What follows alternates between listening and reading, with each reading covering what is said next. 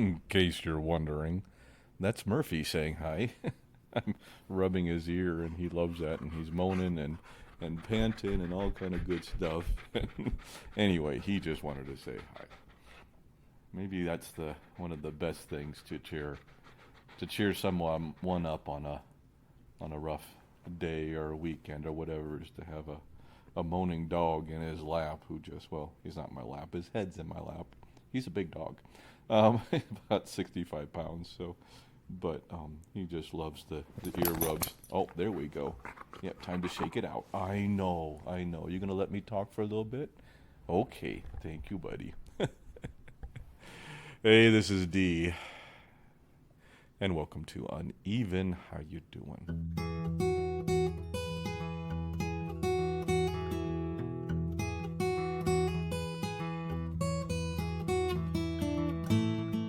A little different beginning there. I was getting ready to record and gonna record my silence so I can do noise reduction on it and kind of keep the noises. And my dog keeps panting and moaning, so I decided I'm going to leave that in, and that's what we're going to use. So anyway, I wanted to record a short one. I'm going to try to keep this short. I've said that many times. I rarely succeed at it, but I've said it many times, and I'm going to try to keep this one short. And it's simply this. How do we keep our spirits up when things are looking down? And that's a struggle every one of us faces. It's a struggle with those with us with anxiety, and it's a struggle that has several different approaches.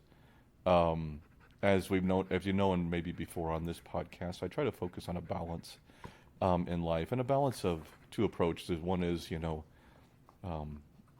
accepting our problems and having sympathy for those, and compassion, and relating and talking about those things. I think that's a huge piece of it, of acknowledging that we are struggling, especially those of us struggling with anxiety or depression or those types of things. And I think the other half is, for lack of a better term, picking ourselves up by our bootstraps and making some decisions and making some movement in the right direction to try to better our lives and do things. And I'm terrible at that sometimes, and I think a lot of us may struggle with that at times. Because it's hard. I mean, it's so much easier to say, hey, I'm hurting, this is not good, and I just want sympathy, than it is to say, I'm hurting, this is not good, now I have to work hard to try to get things better.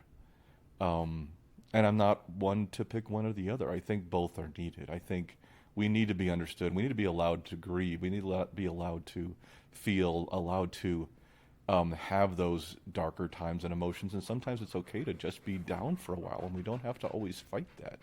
That can be part of a life, as long as it's not chronic. It's okay to be down sometimes and have those emotions and experience them. At the same time, when it does become chronic or lasts for too long, or it's really or it's severely affecting our lives, we need to sometimes just make some hard choices and do the work and get ourselves better and lift ourselves up. And I think life is a balance of those things. I don't think life needs to be one or the other. It's usually both. That's why I'm this moderate, middle of the road, balanced guy, because I usually see both sides, and I get on my high horse on one side or the other sometimes, and have at times. But once I calm down and I look at things rationally, I see things usually fall into the middle of life, and I think that's important. So, just really quickly here regarding when we're down, this is where I've been last few days, and I wanted to talk on it, and just plus when I talk to you, I start to feel better. So this is one of my go-to methods, but I think we all have them. And just really catching you up quick, my father-in-law went into the hospital I think Thursday, and it looks like maybe a cancer has returned, so things aren't good there. My wife's been up in their town visiting them for a while now, and so I was up there a couple times, and we're driving back and forth and just trying to help out as much as we can with them and what's going on. But that's really affecting both of us, especially my wife, and so I was trying to be supportive and do things as much as I can. And then at the same time, about 4 or 5 days ago, I started getting some nerve pain in my feet and ankles and legs and thighs, just and now kind of other parts of the body too. And my guess is it's neuropathy, and it's part of my benzo withdrawal complications, bind complications. But you never know. And with those of us who have those kinds of symptoms, we're always going to worst case scenario, because those of us with anxiety, that's what we do. That's what we do. So I'm thinking, oh my gosh, I have diabetes and it's diabetic nerve pain, or I have, something, whatever the worst thing is we can come up with. Not that that's the worst thing, but whatever it is, that's what you have. And you start to fret, and then you start to think, okay, this is going to be how my body is. And I have, my pain is anywhere from where if somebody feels like somebody stuck a knife in my foot, to tingling, to just sharp or moderate pains, and they're now jumping around. I thought at first it was a foot problem, but now it's jumping around my body. And for me, most likely the symptom, the situation is probably my benzo symptom, my neurological damage from benzos, combined with long COVID. We came back, got sick a little while ago, coming back from Arizona, my wife and I did, and my guess is we got COVID again. And last time we had that, we struggled with it for a while, and it set off my symptoms. My guess is that's what's happening. But that's not the point of this. I just wanted to catch you up where I'm coming from. But it's easy to let those things, all those things, take you down. I mean, I've lost a lot of people lately, a lot in the last 3 years, 1, 2, 3, 4, 5, plus my dog. So yeah, and it doesn't seem to, and sometimes it just seems like, seriously, can you give me a break? Can you just back off for a little bit? And that's how I felt on Friday when things were happening. I was having trouble walking because of this nerve pain, and my father was in the hospital. My father-in-law was in the hospital, and I'm trying to just do everything I can to support my wife, because that's my number one goal right now, is to be there for her as much as she was there for me. And this is what we do for each other. And it's hard to keep your spirits up during that time. And I think many of you go through difficult times. You go through times when it's hard to see the end game. It's hard to see when things are going to turn better. It's hard to get out of that hole that we've dug ourselves into. It's hard to get past the depression. And sometimes we have to fall back on some standard tools. For me, sometimes I fall back on meditation, or I'm hopefully going to go back to yoga on Monday and try to get a meditative aspect of my life back that I let go. And I started about 3 days ago really trying to restrict my diet and do more of a low-carb diet, which I've done before and has been helpful in case the sugar has been aggravating my symptoms, which it does sometimes. So I'm trying to suddenly just tackle these and do the hard work to get myself better. And sometimes it takes really difficulty, real difficult times, really hard times to force us to make changes for the better. I am guilty of that. That is me. And I have to deal with that. So maybe this was just a reminder saying, hey, you're not living quite the life you should be living. You're not taking care of yourself the way you should be. So I'm going to send you a reminder. And that's another way of looking at it.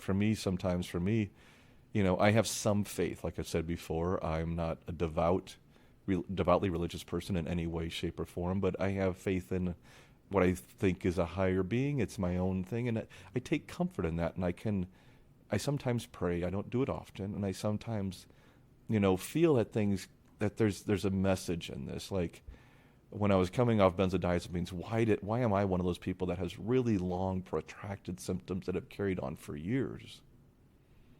And one of the comfort things I would tell myself is, it's so that I can help others who are going through this, and that by still being in it, I'm much more in tune with those who are still suffering. And there's truth in that. And now that I'm having the still ongoing anxiety, the anxiety's come back, relatively strong last couple of years. And why am I dealing with that? And well, because I'm starting this new podcast, uneven, and I need to understand and be more in tune with it. These are podcasts that are done from the trenches. And that's how I see Uneven and Benzo Free, is it's from the trenches. It's somebody who's gone through it, still in it, and gets it. And I'm hoping that's maybe something different that not a lot of people have covered as well. And I think with these mental health challenges, that's something to do. I think it's a good way to approach it. But back to our topic. As you know, I do digress. But the topic here is, how do we lift ourselves up? And I think falling back on tools and techniques that we've developed, whether it be like meditation or yoga, exercise, I'm making sure I get out and get exercise. I'm eating better and improving my diet. Sometimes it's socializing, even if you don't want to, especially when you're really down and depressed. And get yourself out and be around some people and start to socialize. And don't isolate yourself and just sit there in your misery. It's so easy to do, and I've done it so many times. Sometimes it's just getting busy, take on some work and start to get, the job done, and just distract yourself with some work. And sometimes it's not distracting yourself and diving into the emotion and just feeling it and letting it out, like I've done on this podcast a few times, and just pouring that out. And then you get that nice release afterwards and that feeling of a little better. And I was thinking I might be having one of those in the next day or two, just to power through this. Is not to power through, that's the wrong term, but just to embrace it and then be able to move on.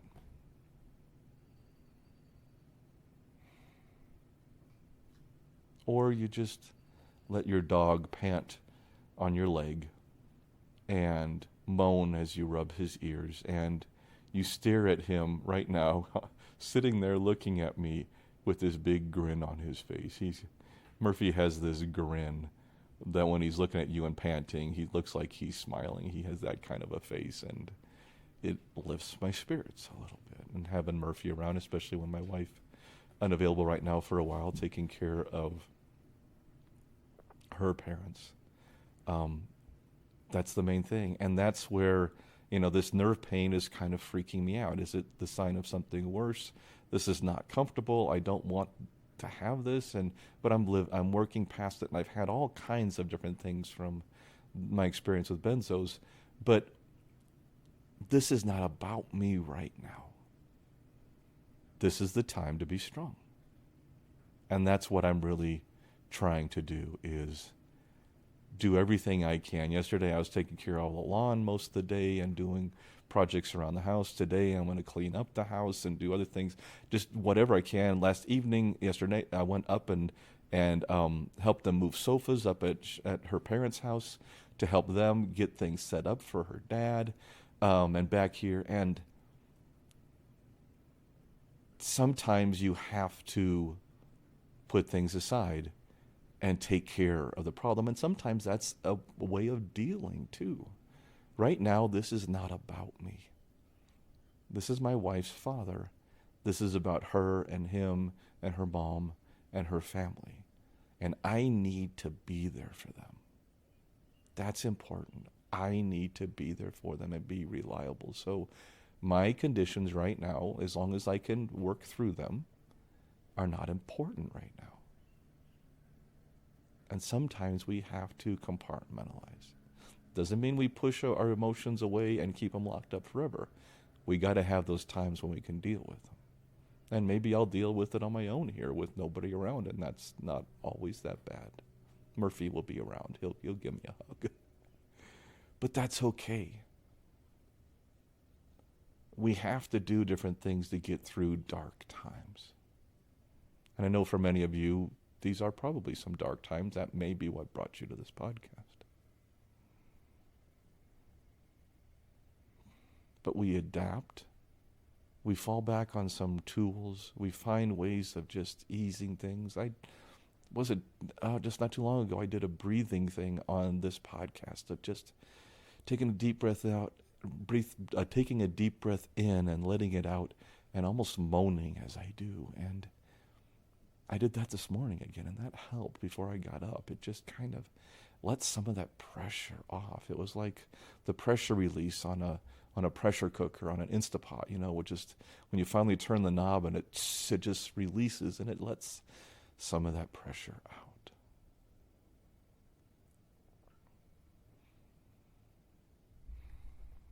Well, I said this one would be short, and I'm already at about 60 minutes, so I'm going to wrap it up under 20 because I don't want to make this too long, and I'll try to get this popped out here today and get it out to you. But I think my message for this is dark times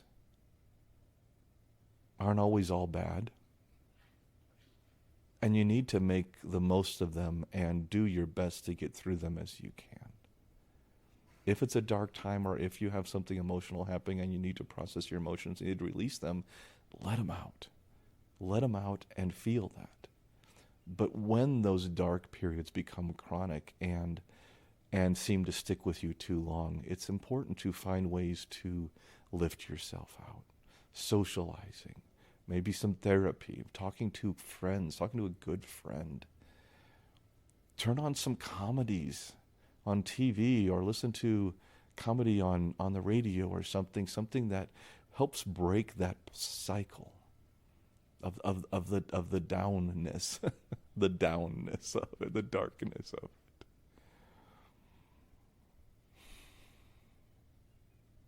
And realize that you're going to get through this. This is just another dark period, but you're going to get through it. Things are getting better. Things are going to get better. And start to focus on that and fall back on some principles that may have gotten you here, but you may have left behind you for a little bit. Like for me, meditation or yoga or breathing or exercise or diet, or those things are just some top ones that have come to mind.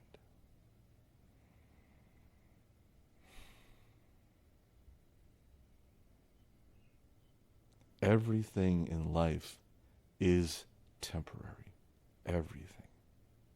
Some things last longer than we want them to. But everything is temporary. And sometimes survival is just about finding a way to persevere through that temporary, I'm looking for the wonderful word to finish that temporary whatever it is. I was doing so good, and then suddenly that temporary, and I was looking for the really poignant closing, but that temporary period of time when things aren't looking so good. Because things will look better at times in the future, and they might look darker at times, but it's not going to always be this way. This too shall pass. So hang in there. We're going to get through this together.